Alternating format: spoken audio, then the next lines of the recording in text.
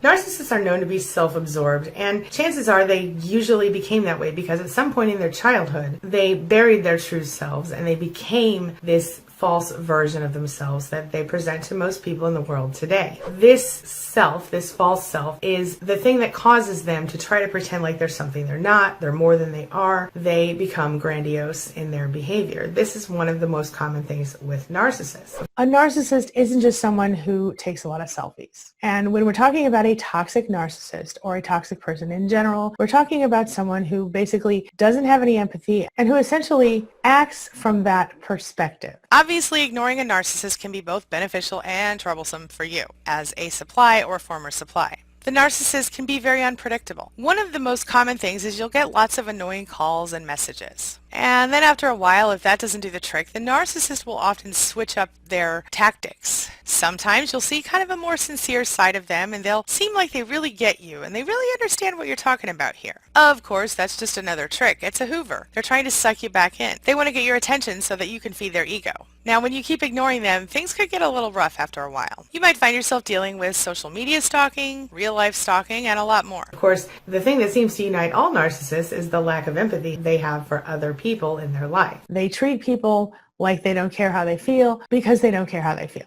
Narcissists might ask their friends to hound you on social media or flying monkeys, as it were, or just ask them to ask you to talk to them. They might ask their family members to do the same thing. While most people seem to think that narcissists are incredibly arrogant and full of themselves, the truth is most of them secretly kind of feel like the ugly duckling in their lives. They kind of feel like not everybody gets them and their beauty is misperceived if perceived at all. How they feel on the inside.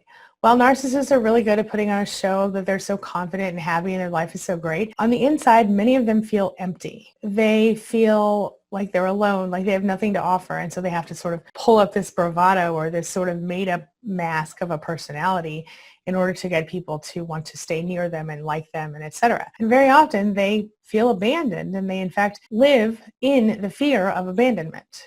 They project this idealized self-image because it makes them feel stronger about themselves and more secure in themselves, but they fail to really thrive in that way because they don't really have actual self-esteem. These are the types of people that need to stand on the shoulders of other people in order to feel better. They project this image because they don't want to feel like or even be seen as their truly broken self. They might call you all the time. I've heard people talk about being called up to 150 times a day. And of course, if they do get a hold of you, a lot of times they're going to just continue on from an old conversation or a previous conversation and act like nothing really happened. So narcissists don't really believe they're worthy, and because of that, they tend to use a bunch of different little ways to kind of deceive us into seeing the false self as well. Because they don't think they're worthy, they use scheming and manipulation and other kinds of tactics in order to seem like more than they are. You may not know that narcissists have very often experienced some sort of trouble in their childhood. Something traumatic has happened to them, and very often it's similar to something that may have happened to you.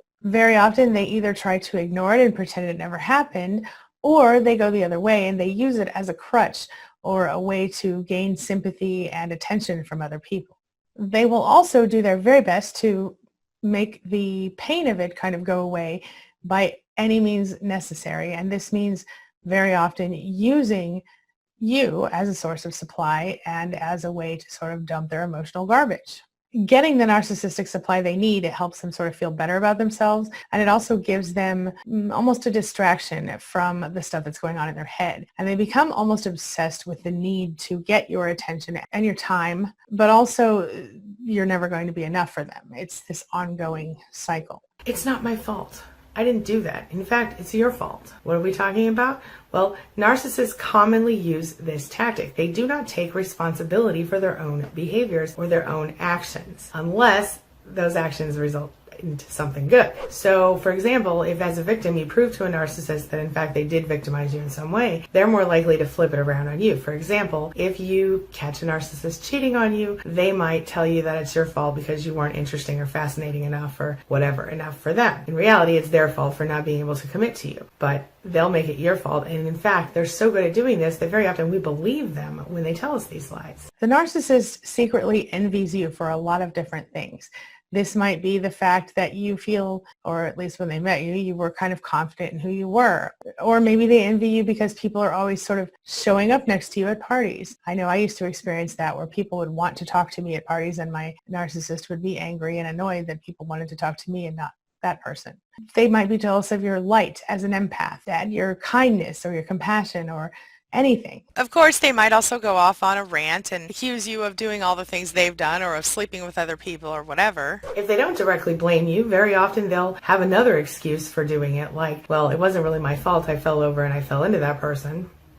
Or they will somehow make themselves out to be the victim, using the cheating example. Well, this person just pursued me so much I had no choice. While narcissists very often demand unconditional trust from you, like blind trust, they very rarely offer you the same kindness. In fact, they will blatantly distrust you even when you have proven repeatedly over and over again to be trustworthy. And yet, even when they prove over and over again to be not trustworthy, they become irate if you choose not to trust them blindly. I'm here for you.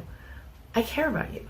I love you. Now, does that mean they don't really care about you or love you? We've talked about this before. Narcissists are cell phone lovers. They love you like they love a cell phone, right? So they love a cell phone when it's new and shiny and does all the things, but as it starts to slow down and becomes more familiar to them and new exciting cell phones come out on the market, they stop loving it so much. Same deal for people.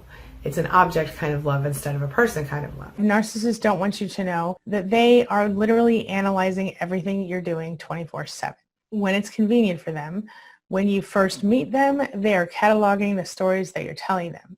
When you go into a relationship on a deeper level with them, they are most definitely using anything you can say to analyze and figure you out so they know which buttons to push and how hard to push them to get you to kind of feel crazy or to submit to their will, whatever that is.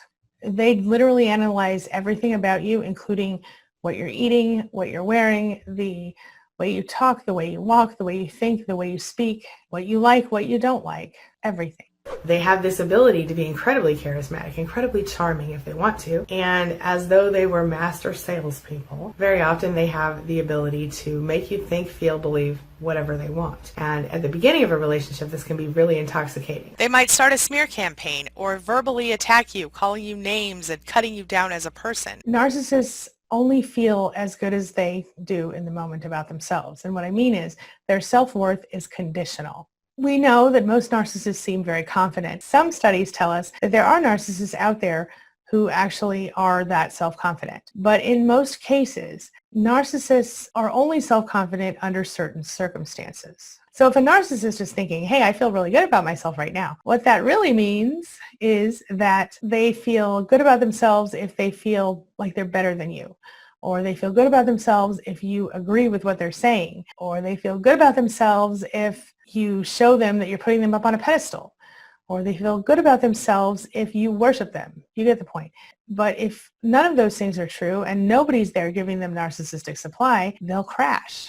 They will let you know they think you're amazing, gorgeous, intelligent, and wonderful at the beginning of a romantic relationship. And then as time goes on, they quickly pick apart everything about you. Now, if we're talking about a family relationship, they may pop in with, oh, you're so this or that or the other thing occasionally, but you already know that you're not good enough because of years and years of conditioning. They do this in the romantic relationships without even really bothering to know you as a person, which kind of, throws you off a little bit. They go, oh, you're the person I've been waiting for my whole life. They don't really know who you are yet. And that is part of the reason that sometimes they ghost you or they just turn on a dime. But the other part of it is because even if they do know you, they don't know you as flawed yet. Once they start to see you as flawed, then suddenly everything changes for them. They want you to feel special, for sure, but it's not because they want you to feel good, it's because they want something from you. And this is the case whether we're talking about a romantic situation or not. They use this type of language, this type of flattery to sort of seduce you or, cause you to fall into whatever it is that they want from you. This kind of lie causes you to kind of be left picking up the pieces. When a narcissist takes you out to their favorite restaurant and let's say you don't like the food and they get offended by that and they, I can't believe you don't like it. Or even if they cook you some food and you can't eat it because you're allergic to blueberries or whatever it is, and they attack you for it. Well, when that happens, what they're doing is bullying you into submission so that you will agree with their opinion about the restaurant or the blueberries or whatever it is. They are personalizing your dislike of the restaurant or the blueberries as some sort of attack on their own self. And so this is their little small ego popping out, and it's narcissistic injury that happens. Obviously, it's not their restaurant and they didn't grow the blueberries, but yet they feel somehow inclined to be offended that you don't share the same opinion. I'm disappointed in you, or you weren't there for me when I needed you. Narcissists, a lot of them need constant attention and constant validation. They feel important when they get treated with a certain kind of kid gloves. A narcissist can never get enough supply and validation. Point being, while they need to feel like they're better than everybody in order to have any self-esteem, they need to feel like they can compare themselves to someone else in order to feel good or feel better than that person. And then to feel good as a result of that, they literally need a constant supply of validation along with that. You can't just compliment them once and expect them to be okay with that. It doesn't work that way with a narcissist. They need a constant stream. That's why a lot of narcissists will cheat on you if you are in a romantic relationship with them, or they will have a large group of admirers or harem around them.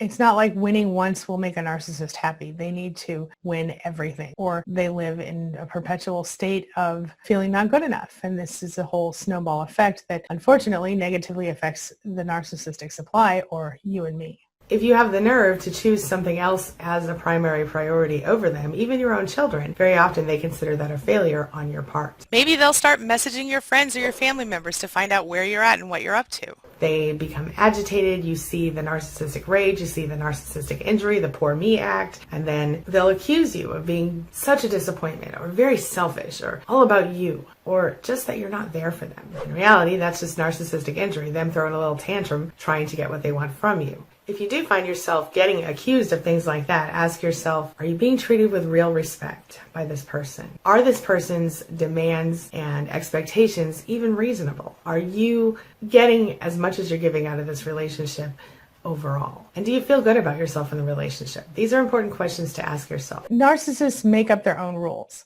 And the rules are flexible and variable. And sometimes the rules apply to them and sometimes the rules don't apply to them. But the rules always apply to you, and they can change at any given moment. And whether the narcissist explained the rules to you or not, you better follow them. Why is this?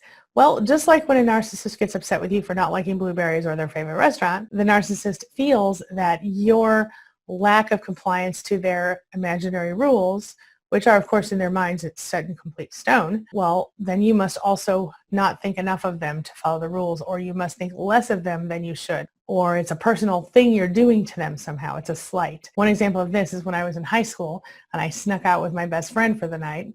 I shouldn't have done it. It was a wrong choice. But I remember my parents saying to me, why would you do this to me? Why would you hurt me like this? And I remember going, if I'd even thought about you, I wouldn't have done this. I didn't, this wasn't about you. This was just me being a dumb high school kid, and that was not enough, and it never would be, because, of course, they personalize everything. On the flip side of this, a narcissist may have rules for you, like I said, that they don't follow for themselves.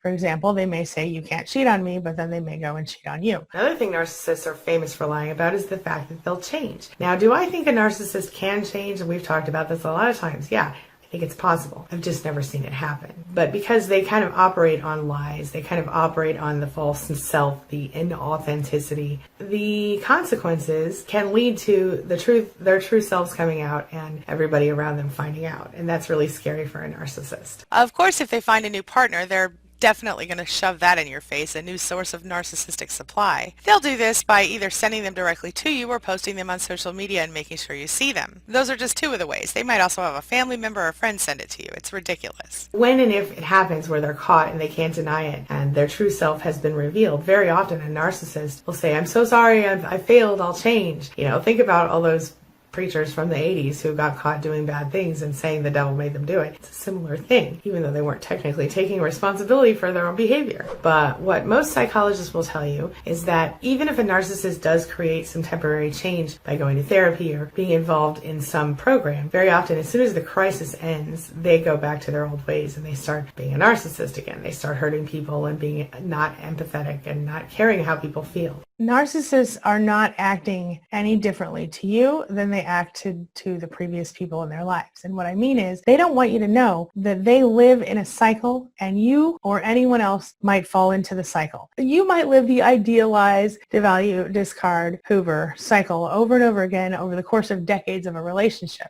And at the same time, there may be other people going in that same cycle with the same person, whether they're romantically involved or not. The point is that narcissists all tend to have a lot of things in common. It's all related to the fact that they are driven by a very fragile ego. And anytime they are emotionally taxed or struggling or anything like that, the ego becomes injured. And when the ego is injured, the narcissist cannot function rationally. It has nothing to do with you. It's the way they're made up. It's the way that they psychologically function with or without you.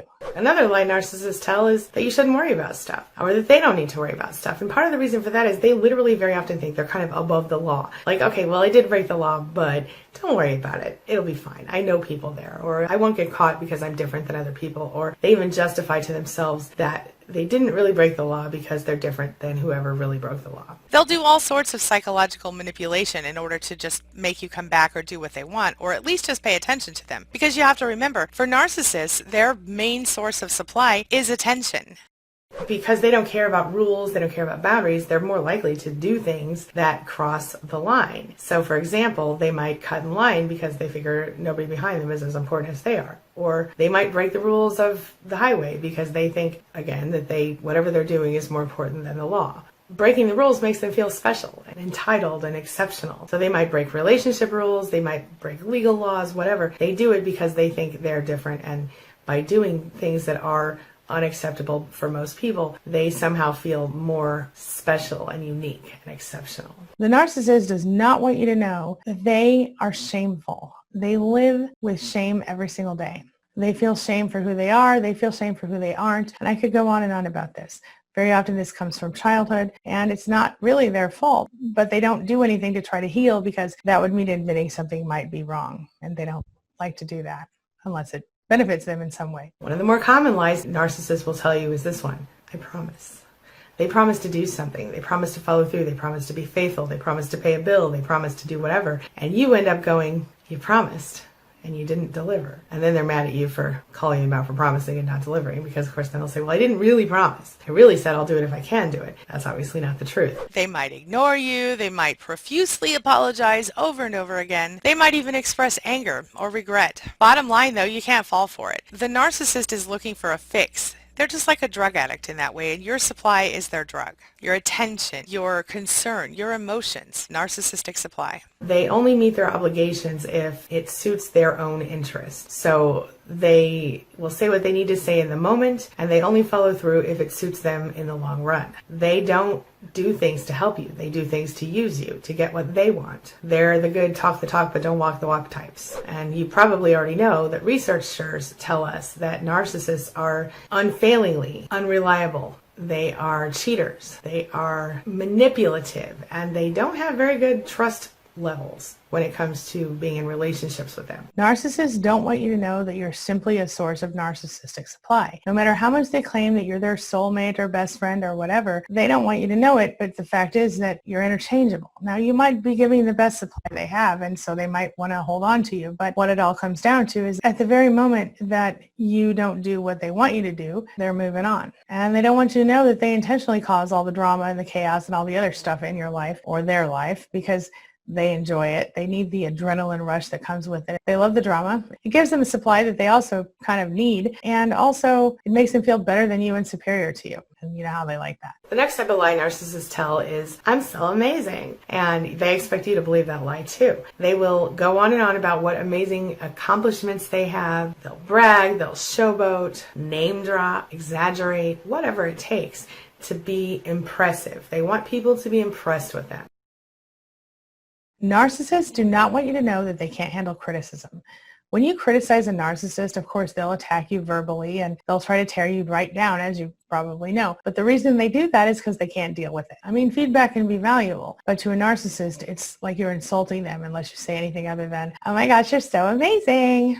Tons of studies, writings, research, all of it has proven that narcissists are well known to be grandiose, well known to be overinflated in their sense of self, to say the least. They want you to know that they are special, they are important, they are powerful, they are someone who matters. They talk about themselves in ways that make them seem amazing, egotistical for sure, but definitely amazing. They want you to know that they're better than you, they're superior to you, and you should envy them. Really, they think they're not good enough at all, and they think that they need to pretend to be better than they are in order to impress people. Share your thoughts, share your ideas, share your experiences in the comment section below, and let's talk about it. As always, thank you so much for being a part of my day and a part of my life, and hey, thanks for letting me be a part of yours. It really does mean a lot to me. Now, before I go, make sure you take a look at the videos I'm going to leave for you right here and right there. And while you're at it, hit the subscribe button right there so we can stay connected and continue on this healing journey together. I'll see you soon.